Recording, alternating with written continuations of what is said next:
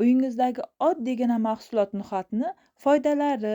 Menga obuna bo'lib, layk bosishni unutmang. No'xatni birinchi navbatda ivitilgani oddiygina jigar va qoraquloqdagi tiqilishlarni ochadi.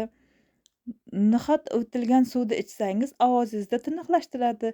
No'xat tanani yumshatadi, qon tarkibini yaxshilaydi, siydik haydaydi, ishtahani ochadi, o'pkani oziqlantiradi. No'xatli taomlar kamqonlik, holsizlik va qavziyatga foydali. No'xat tarkibida C, A va guruh vitaminlari bor. No'xatning kaloriyasi judayam kam. Bu oshqozonda dam paydo qiladi.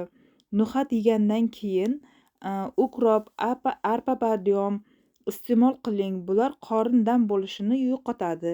Azizlarim, no'xat haqida bilganlarim mana shular. Menga obuna bo'lib, layk bosishni unutmanglar. Keyingi videolarimda ko'rishguncha barchalaringiz Allohimga omonatsiz.